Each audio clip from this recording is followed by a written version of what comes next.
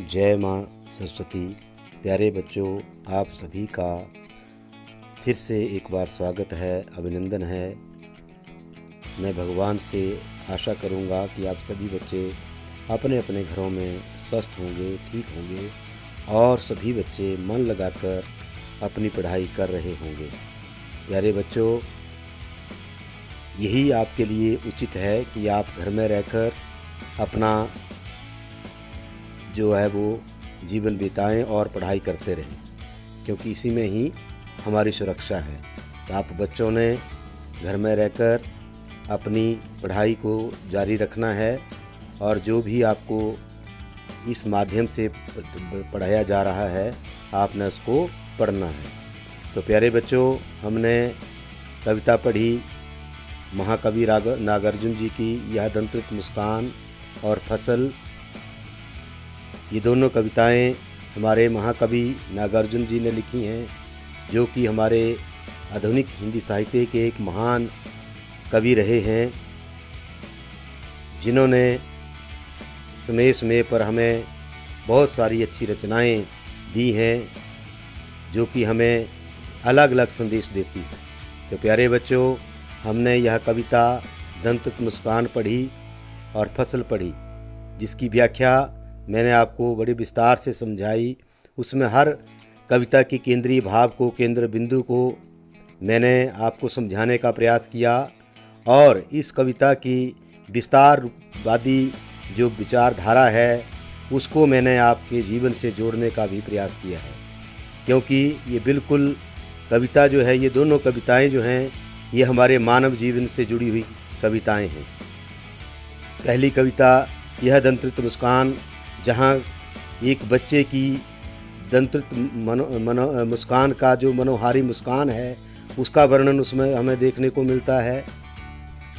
एक दंत्रित मुस्कान जो कवि के पाषाण हृदय को, पत्थर दिल को बदल कर रख देती है, क्योंकि आपने देखा, पढ़ा, उनके कवि परिचय में भी पढ़ा कि नागार्जुन जी हैं वो एक अक्खड़ स्वभाव के हैं, परंतु जब वह पहली बार अपने बच्चे से मिलते हैं, उसकी दंत्रित मुस्कान को देखते हैं, तो उस बच्चे की मनोहारी दंत्रित मुस्कान जो है वो उनके उस पत्थर दिल को पिघला कर रख देती है। तो इससे वो ये मानता है कि वो बच्चा भी धन्य है और उस बच्चे की माँ भी धन्य है जिसने उस बच्चे को जन्म दिया है। तो यहाँ माँ की ममता का, माँ के वात्सल्य प्रेम का और माँ की महानता का भी हमें वर्णन जो देखने को मिलता है। इसमें, इस कविता में जीवन के अनेक पहलू जो वो उभर कर सामने आए हैं। तो जो मैंने आपको जब इन कविताओं का व्याख्या समझाई थी उसमें आपको बिल्कुल स्पष्ट कर दिया था। तो आज हम इन कविताओं के जो प्रश्न उत्तर हैं उनको देखेंगे। तो इन कविताओं के जो मुख्य मुख्य प्रश्न हैं हम उनको समझने का प्रयास करेंगे, मैं आपको समझाऊंगा और मेरी आशा रहेगी कि आप बच्चे जो हैं वो इसको आराम से समझेंगे। तो जैसे हमारी पहली कविता है यह दंत्रित मुस्कान, जो हिंदी साहित्य के महान कवि नागार्जुन जी ने लिखी है, अपने बच्चे की दंत्रित मुस्कान से प्रभावित होकर लिखी है। उसके बारे में है कि बच्चे की दंत्रित मुस्कान का कवि के मन पर क्या प्रभाव पड़ता है। प्यारे बच्चों, आपको मैंने इसके बारे में पहले भी विशेष विस्तार से बताया है।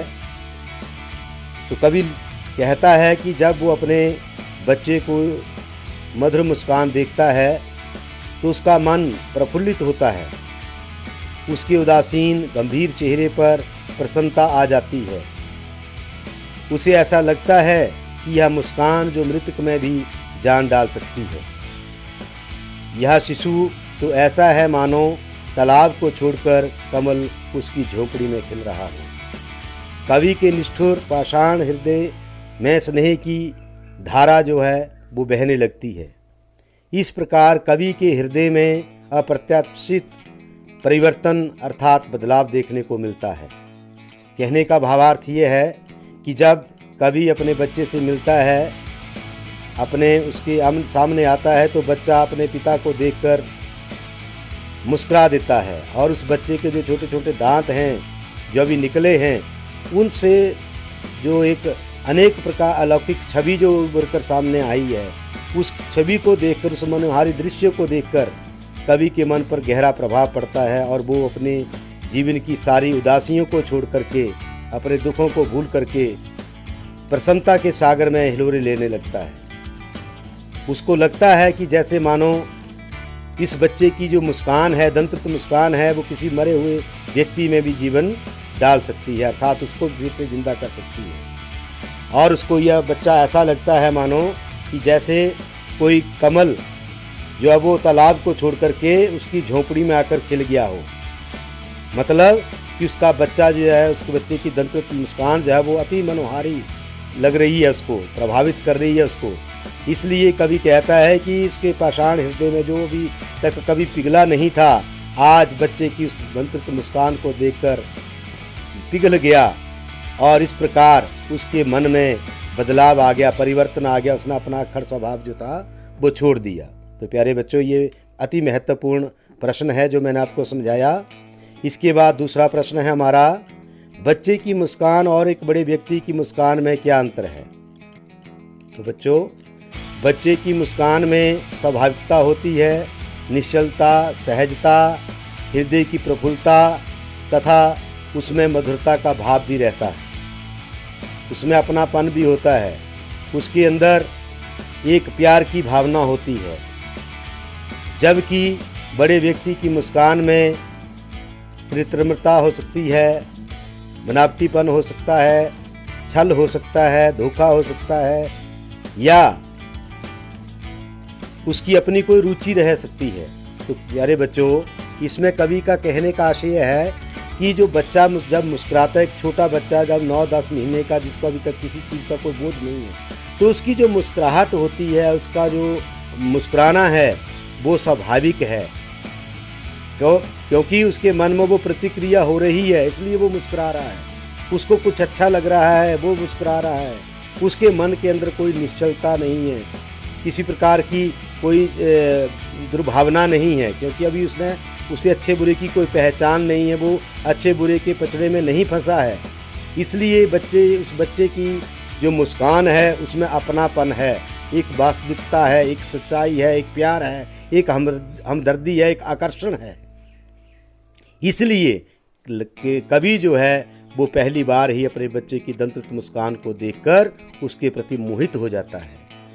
और वहीं दूसरी ओर कवि बताता है कि जो बड़ा व्यक्ति होता है, जो सियाना व्यक्ति होता है, उसकी मुस्कान में जो है वो बनावटीपन भी हो सकता है, उसमें कृत्रिमता हो सकती है, उसकी मुस्कान के पीछे एक छलावा हो सकता है, एक धोखा भी हो सकता है, एक ईर्ष्या की भावना भी हो सकती है। उसके कई प्रकार के उद्देश्य जो वो एक बड़े व्यक्ति के मुस्कुराने में हो सकते हैं। एक तंज भी हो सकता है, एक व्यंग्य भी हो सकता है, परंतु एक छोटे बच्चे की मुस्कान में इस प्रकार का कोई भी आशय नहीं रहता है। वो निश्चल होता है, वो अपनेपन से भरा होता है, वो मधुरता से भरा होता है, वो प्रेम भावना से भरा होता है। तो प्यारे बच्चों, ये दूसरा प्रश्न था।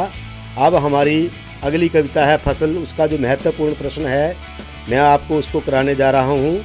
और उसका पहला प्रश्न है कि कवि के अनुसार फसल क्या है। तो प्यारे बच्चों, आपने फसल कविता का सार पढ़ा, कवि उसकी व्याख्या पढ़ी, तो उसके आधार पर कवि कहता है कि फसल नदियों के पानी का जादू है, मनुष्य के हाथों का श्रम है, परिणाम है, पानी, मिट्टी, धूप, हवा का मिला जुला रूप है।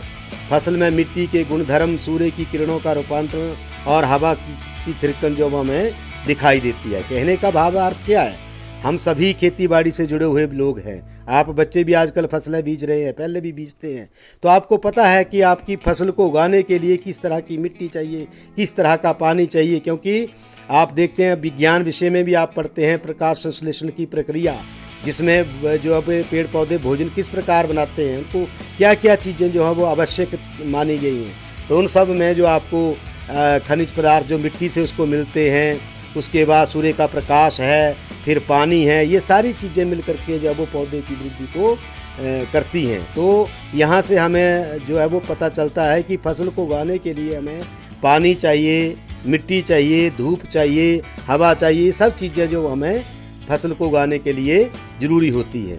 तो आप शायद समझ गए होंगे। फिर से नहीं समझे होंगे तो आपने व्याख्या को सुनना, इन प्रश्नों को सुनना, फिर से पढ़ना और किताब को देखना, बार बार किताब को पढ़ना, आपको हर प्रश्न का उत्तर जो वो वहाँ मिल जाएगा। उसके बाद अगला जो महत्वपूर्ण प्रश्न है बच्चों वो है कविता में फसल उपजाने के लिए आवश्यक तत्वों की बात कही गई है। तो वो आवश्यक तत्व कौन कौन से हैं बताएंगे जरा आप। तो प्यारे बच्चों, कवि ने इस कविता के आधार पर फसल उपजाने के लिए जो है वो निम्नलिखित आवश्यक तत्व हमें बताए हैं, जिसमें नदियों का पानी, किसानों द्वारा किया गया परिश्रम, विविध मिट्टी के गुणधर्म, सूर्य का प्रकाश, निरंतर बहती हुई हवा, ये सभी महत्वपूर्ण उपयोगी जो चीज़ें हैं जो फसल को उगाने के लिए महत्वपूर्ण मानी गई हैं वो लेखक ने हमें बताई हैं। और ऐसे प्रायः हम भी देखते हैं कि हमने कोई पेड़ पौधा लगाना है या फसल उगानी है तो उसके लिए हमें ये सब चीज़ों का इंतज़ाम जो वो करना पड़ता है। आजकल लोग सब्जियां लगाते हैं अपने घरों में तो उसको पानी देते हैं, उनमें खाद आदि डालते हैं, ठीक से उसकी गुड़ाई वगैरह करते हैं।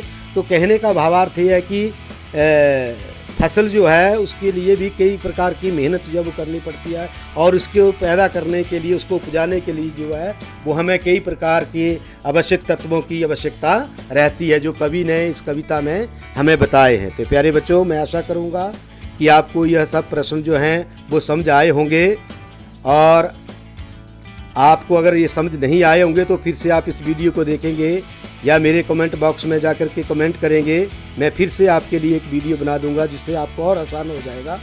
परंतु अगर आप मन लगाकर किताब को पढ़ेंगे, इन वीडियो को देखेंगे तो मैं समझता हूँ कि आपको हर प्रश्न का उत्तर जो वो बखूबी आ जाएगा और आपको हर चीज़ का पता जो वो चल जाएगा। तो प्यारे बच्चों, इसी के साथ आज की इस वीडियो में इतना ही और अब अगली वीडियो में फिर से मिलेंगे।